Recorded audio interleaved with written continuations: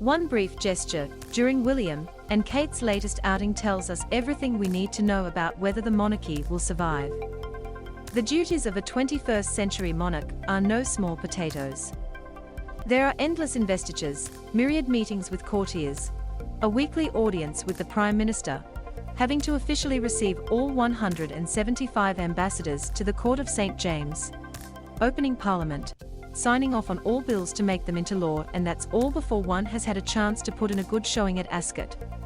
But when Prince William accedes to the throne a few decades from now, he will have added a very important new role to that ever-expanding list: umbrella holder.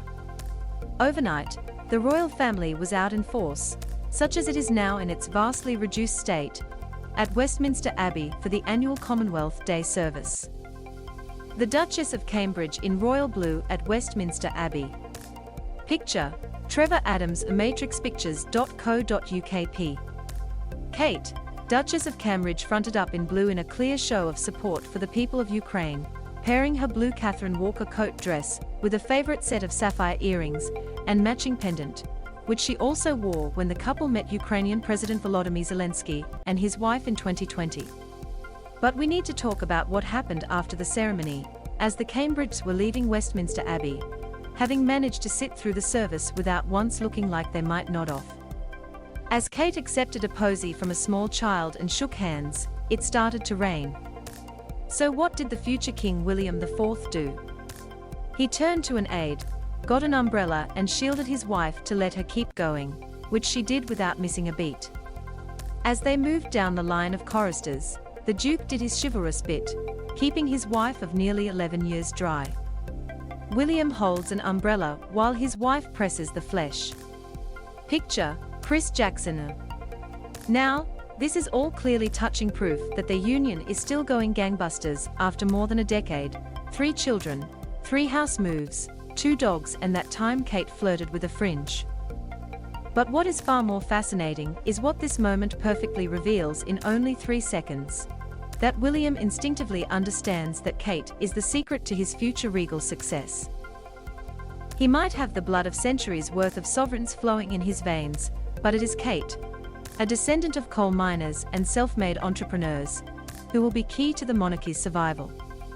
Sure, she has done her fecund bit and popped out 3 children, a tiny future monarch and 2 siblings, all the while demonstrating a baffling fondness for mumsy coat dresses. William might currently be enjoying incredible buoyancy in terms of his public approval, with February polling finding that 80% of respondents had a positive view of him. But he knows what side his bread is buttered on. He might be admired for his dedication to addressing climate change and on the issue of mental health, but it is Kate who truly dazzles. It is Kate who crowds will wait under drizzly skies to catch even the briefest glance of. It is Kate they will obsessively read about and follow, and it is Kate who will charm the next generation with her natural warmth and humor. As an impeccably placed, long-standing royal insider told the Times Roya Nikar earlier this year, William will be respected. Catherine will be loved. Despite dramas with Meghan and Harry, Kate is more popular than ever. Picture: that's borne out in the numbers. Research done by Ipsos in the UK in February found that Kate is only second to the Queen in terms of the most popular HRHs, beating out her husband who came in 3rd place. In fact, in the last year, and even after the allegations raised by Meghan and Harry in their Oprah interview, Kate has enjoyed a 7% bump in popularity. What instances like the Great Umbrella moment of 2022 reveal is that William is not only aware of this, but also astutely embraces the status quo. While his father Prince Charles viewed Diana's crowd-enthralling magnetism with side-eyed jealousy and festering resentment, his son clearly has a markedly different and eminently more sensible, not to mention feminist, view of things. At the very heart of it, William's job boils down to one key responsibility: ensuring that the monarchy, and by extension the commemorative shortbread tin industry, survives. Clearly, he understands that the best way achieving that is to let Kate shine, and that in moments like today, his job is to happily accept a supporting role in proceedings. Kate meets the public outside the Abbey. Picture: Clever boy, especially given that the House of Windsor has only just managed to scrape through one of its most turbulent and perilous periods in decades.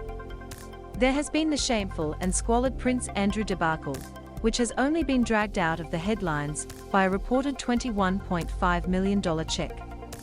And then there has been the never-ending Sussex fiasco. In fact, the last time that the Cambridges took their seats in the Abbey was for the Commonwealth Day service in 2020, which also just happened to be the final official outing of Harry and Meghan, the Duke and Duchess of Sussex. The contrast between the two events could not be more wildly marked. Having 2 months earlier peremptorily announced their exit from royal life, after their DIY half-in, half-out plans met with cold, hard regal reality, this was to be the Sussexes' last engagement as working HRHs.